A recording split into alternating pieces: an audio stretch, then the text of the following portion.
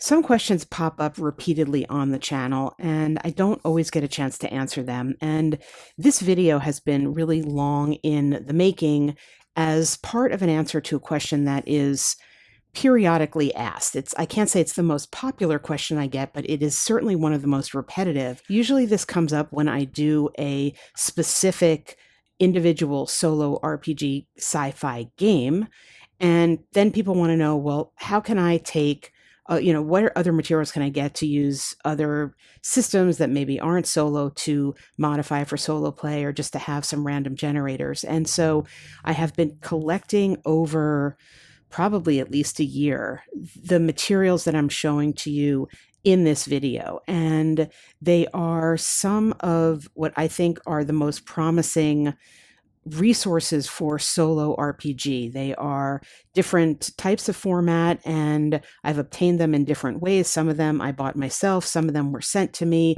some of them I sought out, and some of them are free and I've downloaded them. And I will put all that information in the video description so you can seek out anything that I am presenting here. It's not in any particular kind of order except the order that I happen to be putting the video together in. This isn't like a ranking. They all offer different kinds of things. Some of them can even be used together. And so I just want to walk you through 5 or so different resources for doing solo RPG in a sci-fi vein that I have found and that I really enjoy.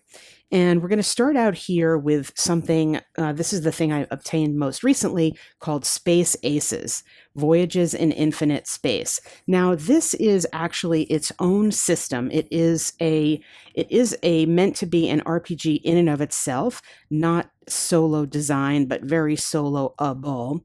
However, and it comes from spaceaces.fun. It was sent to me by the designer, and it is a kind of campy, cartoony, as you can see here, take on sci-fi adventuring. And I think we will look at the table of contents in a second, but you can see from the illustrations here, the kind of Hitchhiker's Guide to the Universe approach. And in fact, there is an explicit reference to that book here.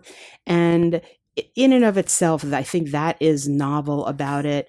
The lightness of the take, I think, is helpful. I am not presenting it as an RPG itself because the rules are actually so light that it amounts to creating characters randomly and not having any stats even to roll on. So it is a little bit too light, I think, for me to present as a game per se, but the amount of material in here is absolutely amazing. And I was also sent this really cute Galaxy in a Box, and what the Galaxy in a Box contains are these cards that have different planets on them, and they are named and they are keyed to what is here in the book. And then some of them are just completely blank, so you could use that to represent travel time, for example. There's a blank one. You could have them in a stack, for example, if you were playing the game. I mean, you don't need these to play this game, by the way, but it was sent to me, and I think it's really cool because they're neat. And also you can just like turn one over and, oh, there's more travel, or you turn one over, there's more travel, or you turn one over and then you get to this place. This is a Fluffeuon. So if you are at that place, for example, you can look it up in the book here. And this book is both the rules, but mostly the material to play here. So that sector is going to be represented as they all are in this book, and we can take a look and see. Here is the sector, and we have some information about the sector. We have a D6 table to say what your sensors might detect, and there is a little kind of adventure given to you here. There's a dilemma, a hitch, and a kicker. I'm not going to get into too much of the details here to preserve that surprise for you if that's what you want, but all of the sectors have this type of information here, and it is going to be, they're all going to be very different. And again, you could see from the art the kind of style and feel of this book. So you have different delves that you can do, you have exploration that you can do, and it is outlined in the table of contents. And really, though this looks quite long, this just takes you to page 11 of a 136 page book. Then these are just the rules here.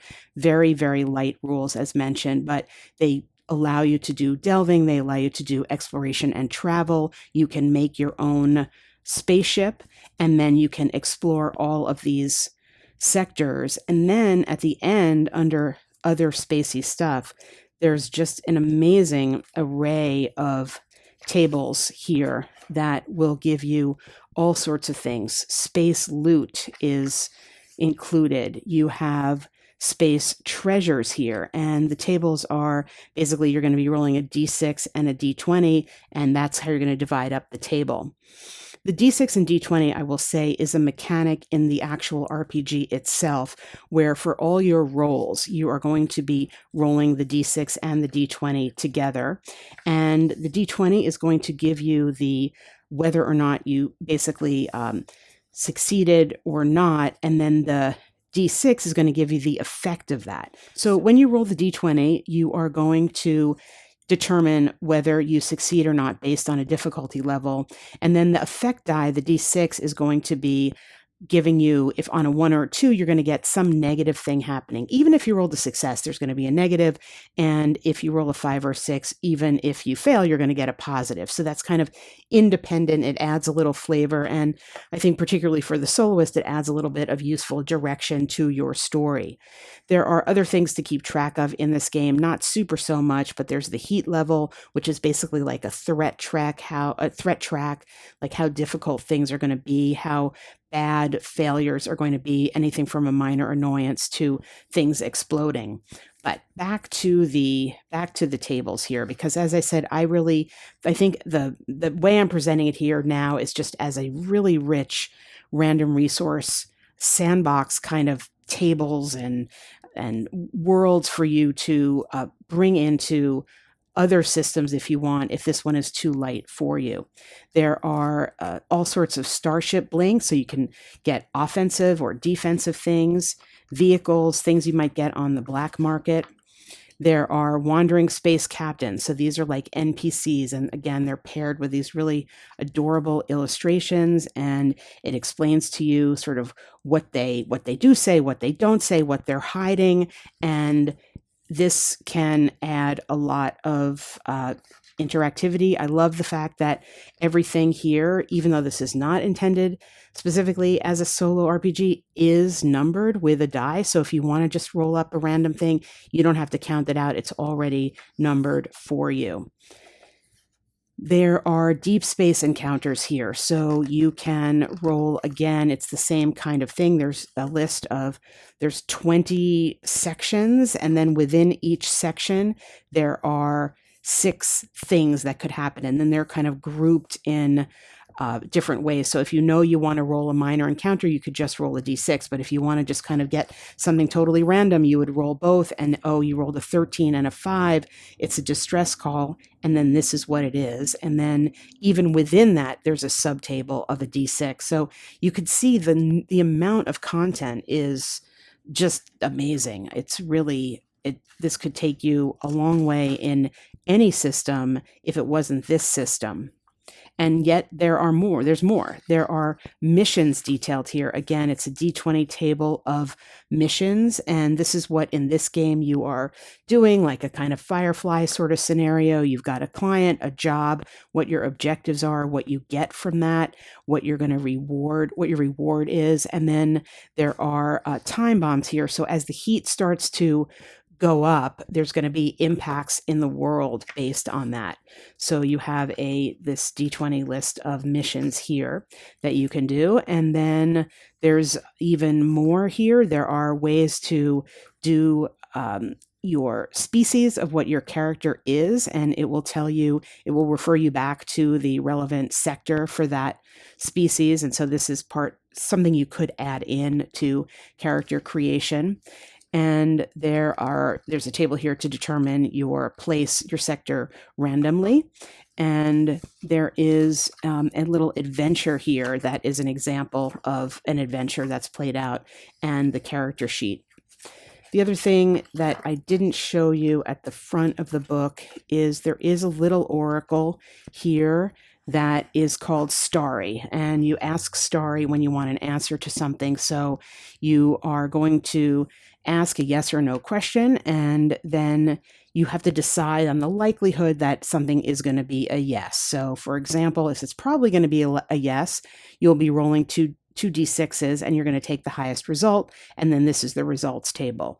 If it's really unlikely that it's going to be a yes, you roll the same 2d6, but you take the lowest result, and then you read off of this table. So that's a very handy little oracle that you can use with this game.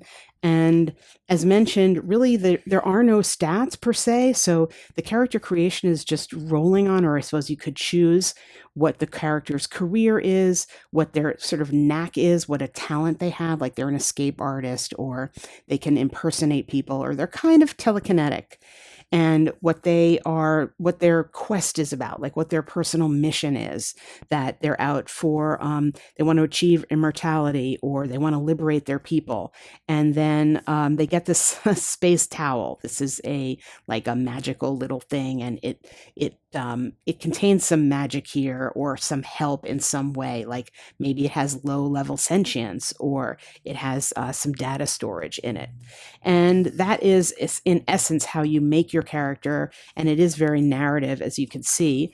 And then you're just playing through the game loop of traveling around and having your encounters, and it will give you examples here of how to do that.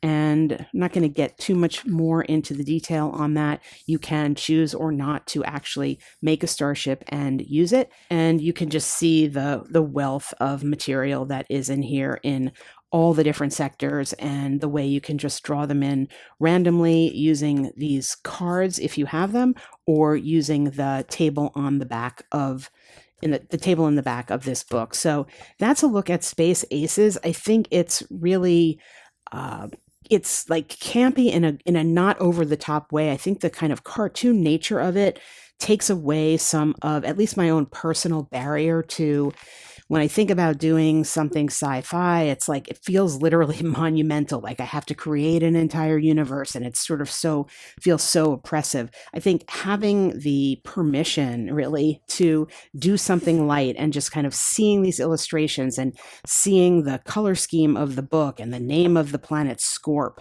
it just, and here's who lives there. I mean, it makes it feel more approachable, at least to me.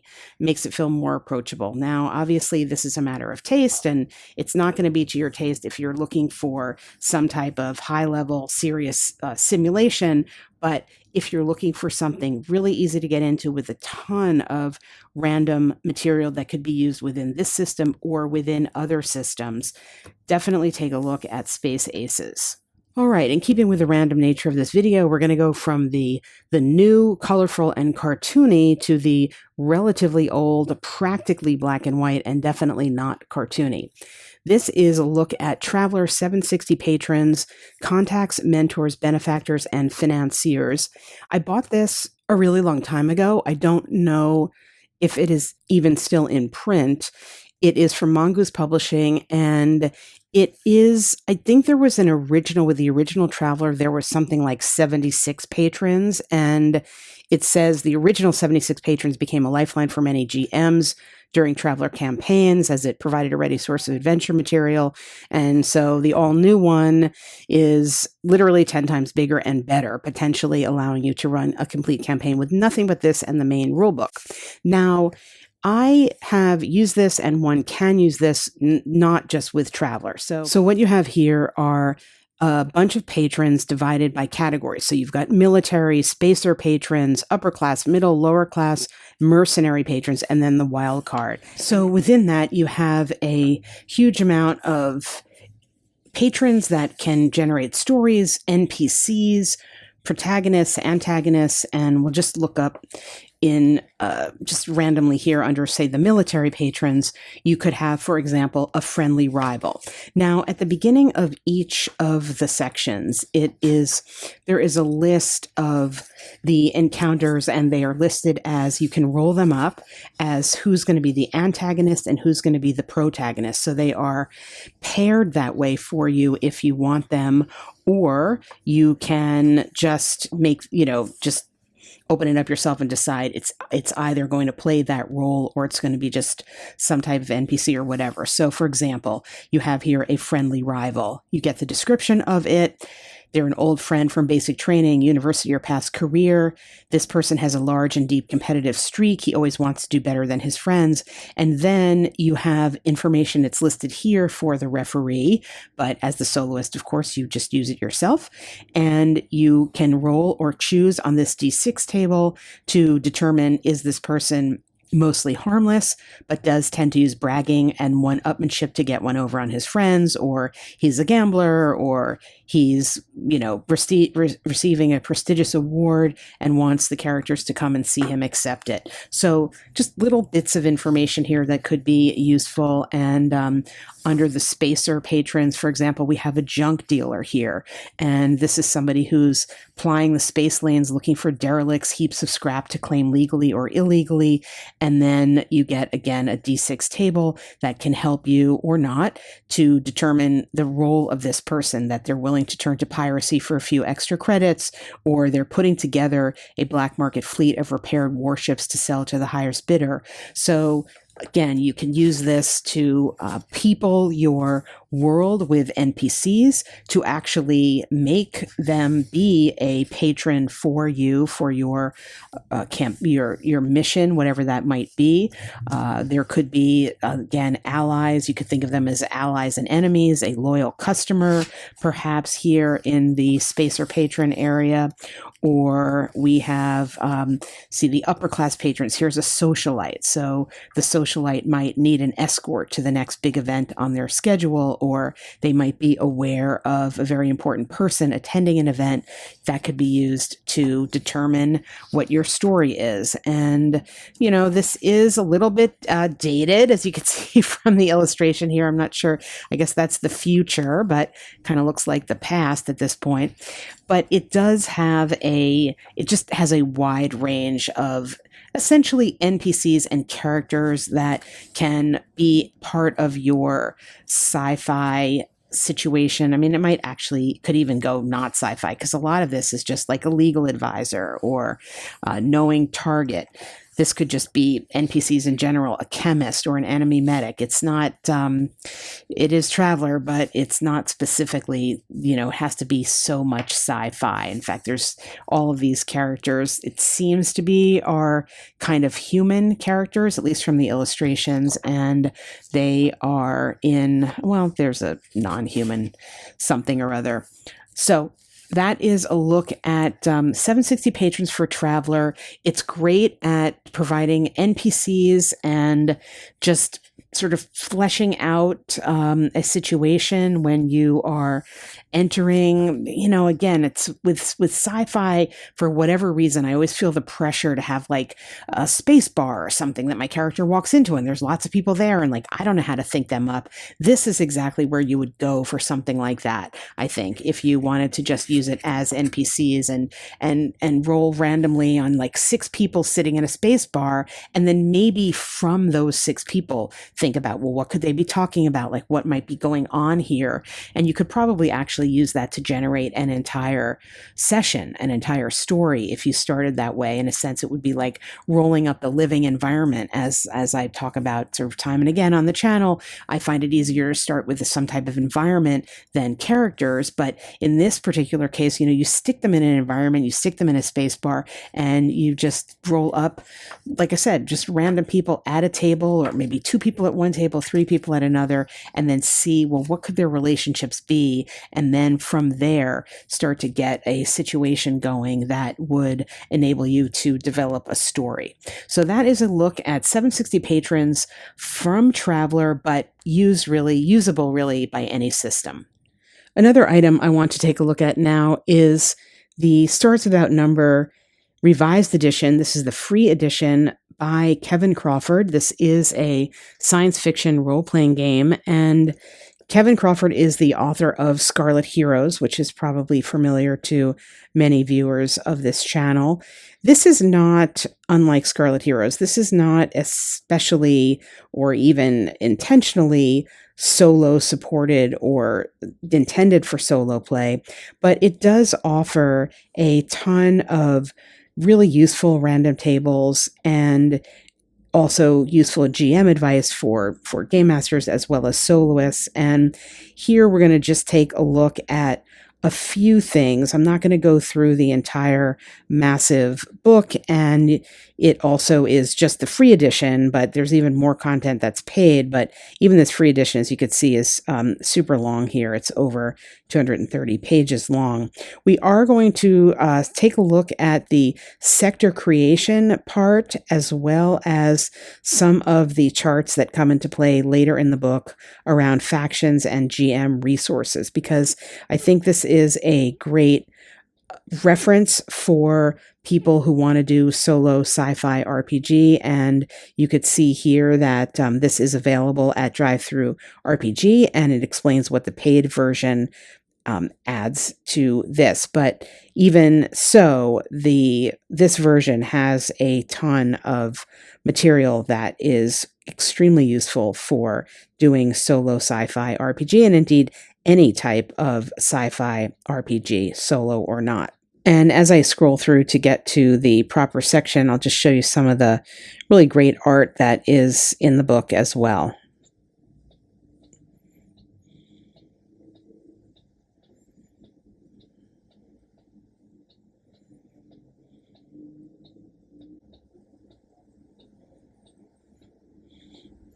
All right, here we come to what I want to focus on. This is the sector creation part, and it says that every self-respecting sci-fi game needs to be able to provide a stock of interesting alien worlds. Even if a campaign should happen to take place largely on a single world, the backdrop of foreign spheres adds context and additional adventure hooks to the game. And this is where I was saying earlier in this video, it can be intimidating to do any type of sci-fi kind of RPGing, because you feel like you need to build out this entire universe or galaxy and tons of different places and NPCs, and that can be really hard to do. However, this book offers some excellent resources for giving you enough of a suggestion about different sectors of a world to have use these things that he calls world tags. And it says they are simple tropes that reflect the most important qualities about a world. And they're listed here 100 potential world tags. And we're going to take a look at them because each of them also offers within them 5 different types of options. And it says each tag includes associated entries for enemies, friends, complications, things, and places that fit with the tag. And it's suggesting here that GMs can combine elements of 2 tags to create ones that are specifically flavored for that world. Of course, you could use more of them or even less of them, but it is going to allow you to get a real feeling or flavor of an environment, and they're all over the place. So we have something like alien ruins or a freak weather environment, something to do with heavy industry, perhaps, or a police state, or something that has to do with a prison planet, or something that is just robotic or has ritual combat, or maybe it has taboo treasure. So let's look at a couple of the examples of what you get in. You could just see these are all the entries basically look like this, and they have the 5 sections that were mentioned above. And so here in the abandoned colony, we have the world that once hosted a colony, whether human or otherwise, until some crisis or natural disaster drove the inhabitants away or killed them off. It might have been mercantile in nature, an expedition to extract valuable local resources, or it might have been reclusive in some way. So the remains are still in ruins, and then it gives you like possible enemies or crazed survivors, or possible friends are like an inquisitive stellar archaeologist. The situation or the complications could be the local government wants the ruins to remain a secret, or the locals claim ownership of it, or it is crumbling and dangerous to navigate. Things there, you might find lost property deeds, a relic stolen by the colonist, and then different places there could be like a decaying habitation block or a vine-covered town square. So you could see where this really could give you enough to create like a feeling for a place with some specific hooks that you could then build out. Or you might find some ancient ruins here, and it describes a world with significant ruins present, with enemies being like a customs inspector, and a friend might be a curious scholar. There could be traps in the ruins. You could find precious alien artifacts, and maybe some of the places is like a perfectly preserved alien building. So there are 100 entries like this, and we'll scroll down and we'll just look at one more. Here we have great work. The locals are obsessed with completing a massive project, one that has consumed them for generations. That sounds a little to me like Isaac Asimov and Foundation. It might be the completion of a functioning space yard, a massive solar power array, a network of terraforming engines, or the universal conversion of their neighbors to their own faith. The purpose of the entire civilization is to progress and someday complete the work.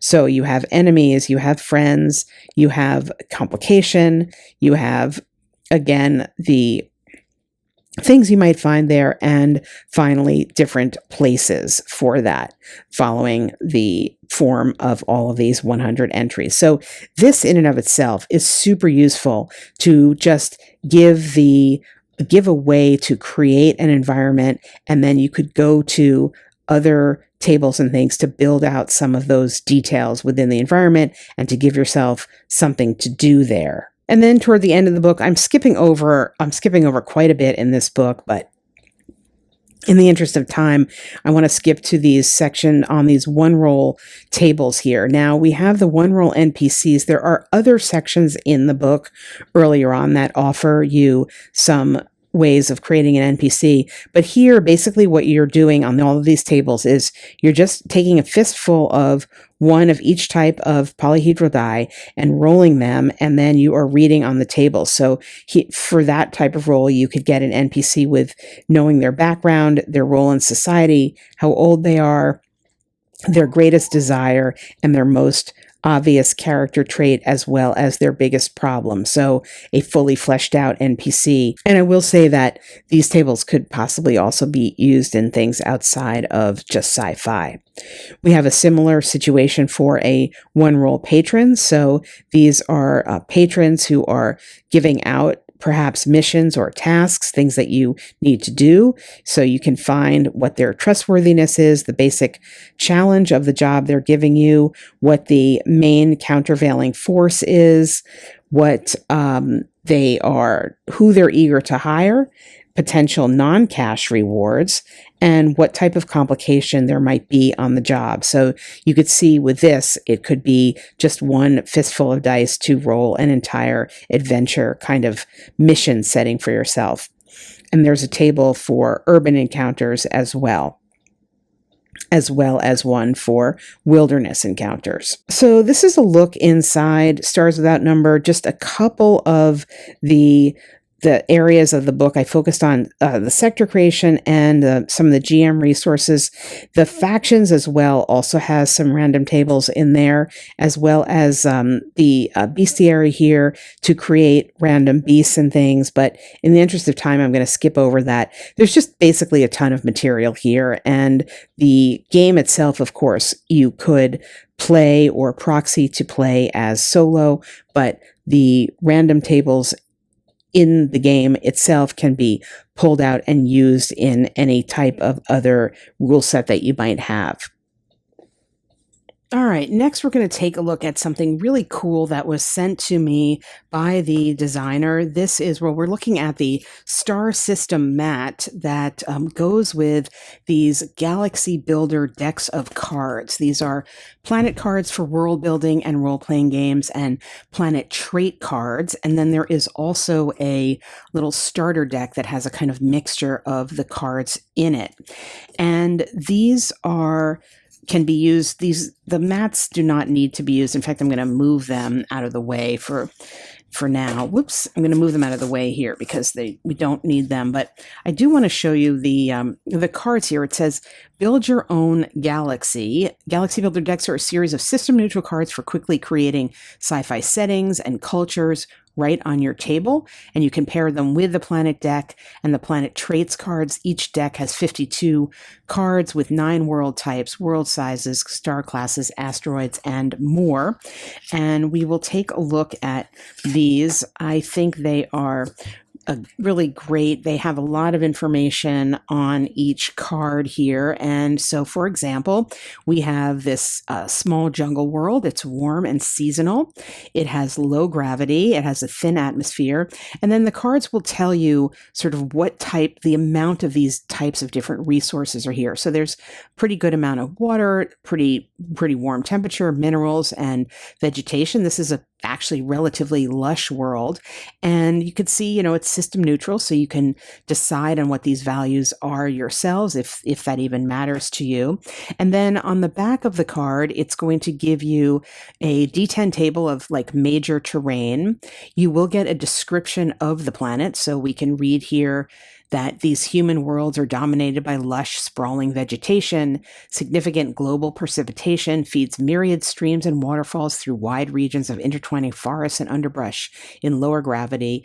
And then the inhabitants in this world have the following traits. We have habitation here, survival, they know life sciences, and they have agility. And again, it's very kind of broad, and each planet is going to have some different combination of that. You do get this card here that explains what everything is. I've really gone over what all this is, but it explains that the stats are just sort of detailing the amount of the resources, basically from low to high.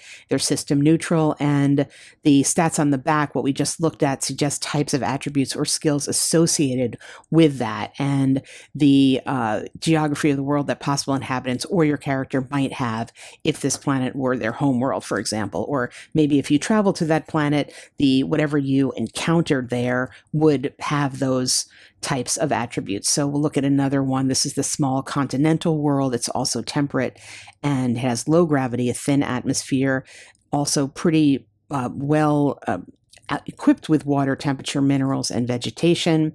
We have the terrain table here, the description, and here we have the same kind of thing, these habitat, survival, life sciences, and agility. But not all the planets are the same, so we can look here. Here's an airless, dry world, for example, and you can see there's no vegetation on it, no water at all. It's pretty cold, but there's lots of minerals. So perhaps you could go there for some sort of mining thing. And you have the terrain, again, the description, and what is needed here. Well, here you need some sort of like vac suit to actually be on the planet. They do a lot of mining, and the people there are strong. So it's a suggestion of information on the planets, and it is as mentioned, it is rules neutral. Now, you can pair this with, or use it separately, but you can pair this with the planet's traits deck. So let's take a look at that. And I don't want to mix up my decks here.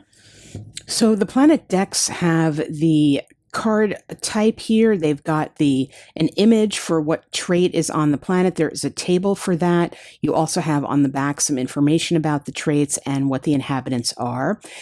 Rolling the tables allow for customization of each planet's trait, creating many varying world types, and it will usefully generate unique settings and adventure hooks.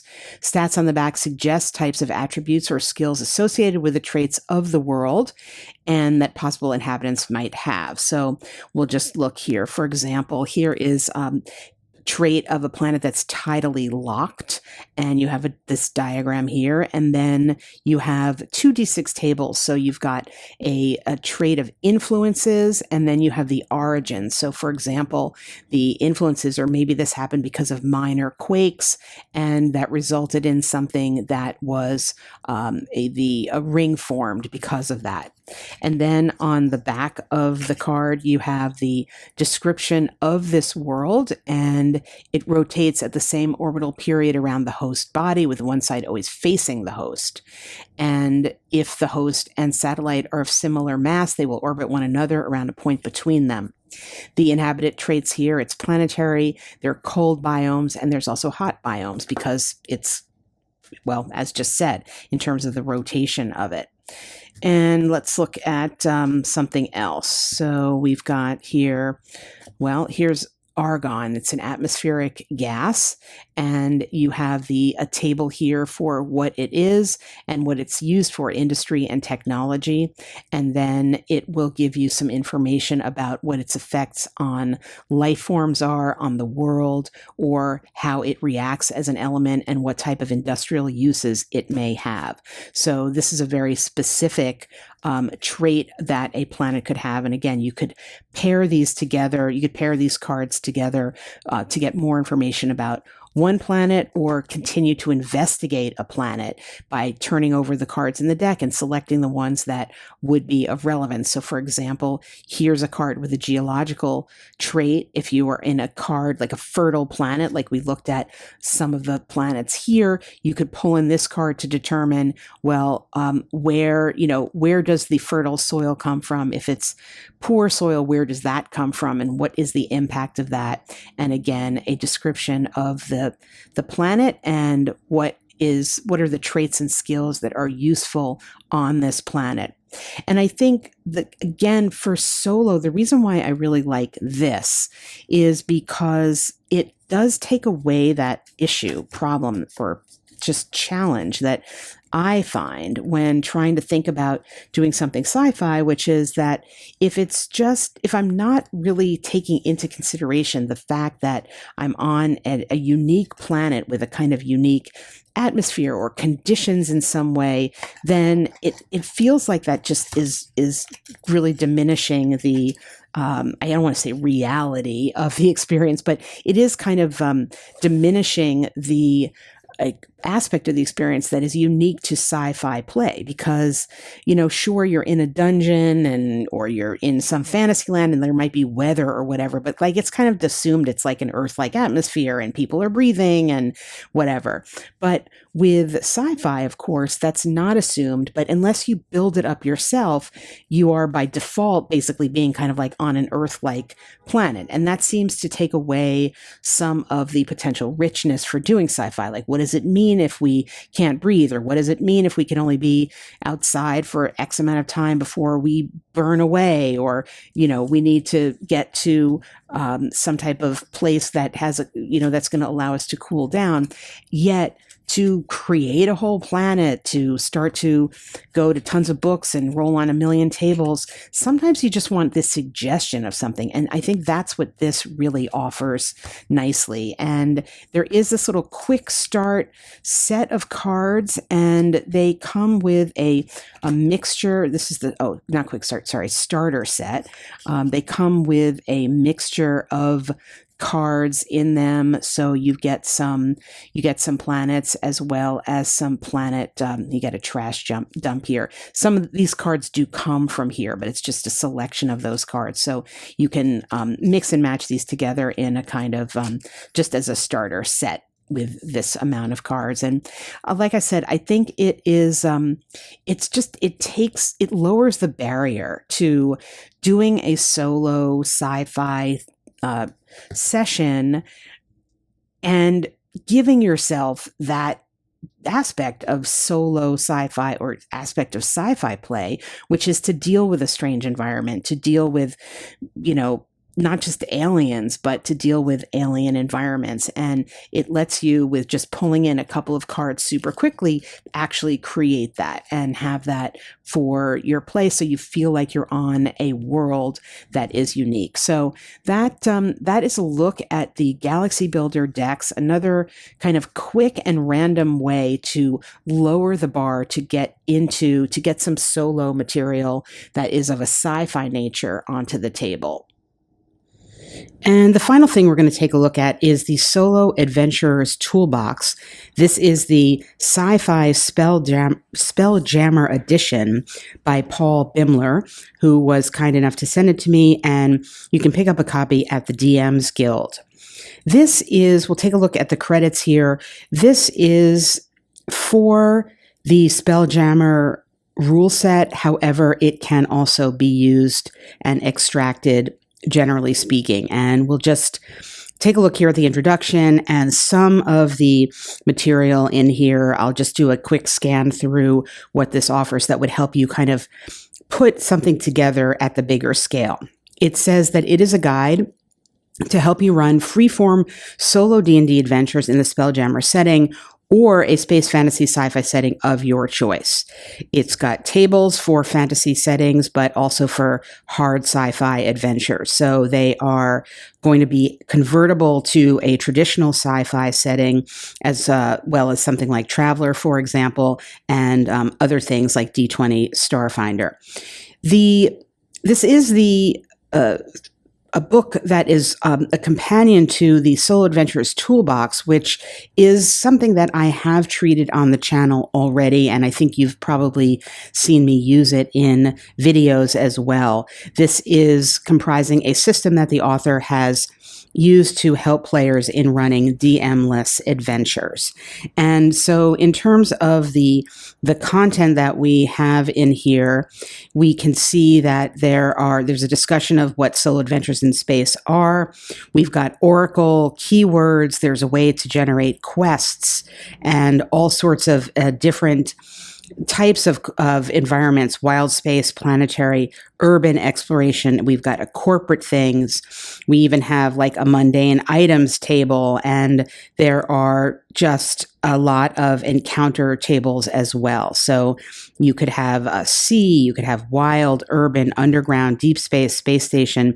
It really is very comprehensive, and as you can see, it's quite long, this book as a whole. And we also get a good amount of solo play examples, as well as some further reading. So we'll just take a look here at a few things. So for example, there's basic oracles here, nothing specific to sci-fi, but something that you would see in all sorts of things that are D20 based for this, as well as things like we have keywords, and we get a lot of keyword tables here that are sort of space oriented. So we have things like wormhole and cyborg, and we have general things like wilderness, computer. So a lot of different keywords that can work, and it goes on for, I think maybe this is 599 entries there.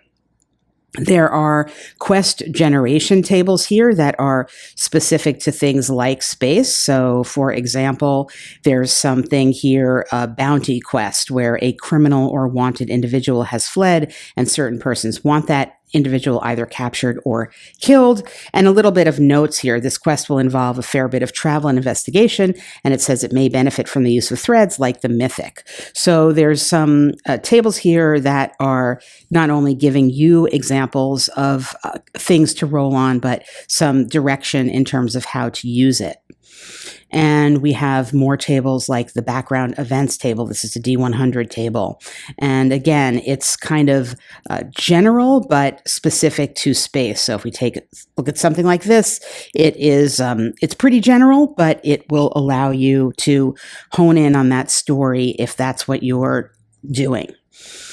There are some things here that are encounter tables that are keyed, like this is a hard sci-fi encounter table as opposed to other types of encounters. We have an asteroid table. Again, just a ton of stuff. I'm not going to go through it page by page, but it's very, very rich in terms of what it offers. And it even goes to the level of generating like entire worlds here. So you can have tables to give yourself like your own galaxy. So what is the galaxy or world, the planetary configuration like, and the various elements that are in there, and satellites and things of that nature. So very, very broad based, if that's what you're looking for, as well as down to the very particular and granular. Here are some more examples of what they are options for. If you have an Earth-like planet, you can roll this D100 and get features and flavor and some notes on it. And it's really one-stop shopping for all of these details, and then breaks down by other types of planets. And we're only, we're not that far into the book here. We're at around page 50 here, and we've already gotten so much material. So this is very useful for structuring a solo sci-fi story. You have some things here that are giving you some examples about like what you might want to do and how you could do it.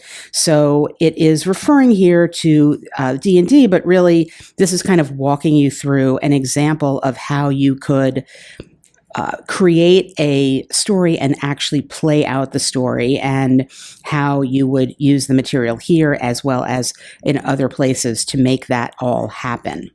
There are tables here even down to the level of things that could be happening in cities on streets. And, these honestly could be used they're not necessarily only for sci-fi. You could use them in other types of scenarios or environments, but you can see just the wealth of material with these being D100 tables. We have an NPC table here that you can roll on to quickly roll on 5 times to get an NPC. And we have tables similarly to detail that NPC. And again, a lot of this could be used outside of specific sci-fi. It could work with something like horror, possibly fantasy, depending on what you rolled up. And then, of course, we have information for ships.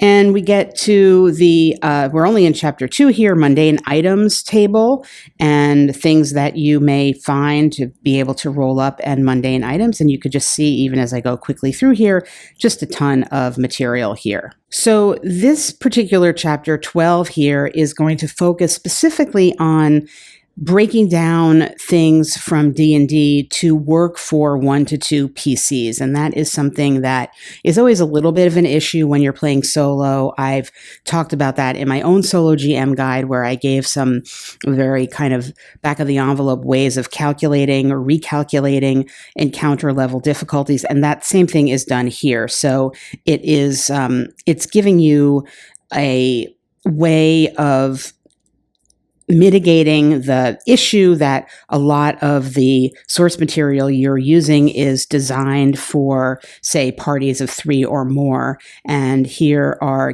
some specific examples. This is going to be tied to D&D or Spelljammer in particular, but the concepts are very useful in any case to soloists in general to think about how you need to mitigate these stats. So there are quite a few pages devoted to rolling up D&D and the D&D world monsters that may or may not be specifically useful to you, but then it moves into the chapters with the general encounters that we mentioned. So for example, here is random encounters in space, and they are set in the Spelljammer setting, but this could also just work in any kind of general space setting you have, because it is pretty general. So for example, a smallish city on an asteroid lies ahead.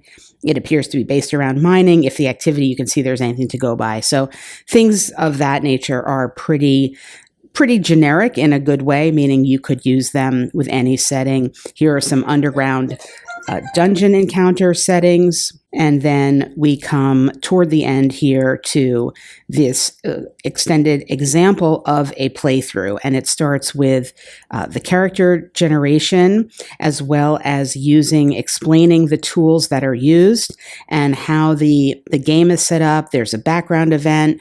There's asking the oracle. And I think this is really actually something, if you get this book, that I would recommend reading first, because it does give you a sense of exactly how you can make use of all the material that is here, what it means to create scenes, and how you create NPCs and have that type of interaction, and when you roll and ask, and when you use random tables and things like that. And it's I think really useful and often not provided in a lot of supporting solo material. This, you can see as I just continue to scroll, the length of the solo example here makes it very approachable and breaks it down and shows you exactly how the things were used. So how a home system was used here, how the planet was generated, and what how the plot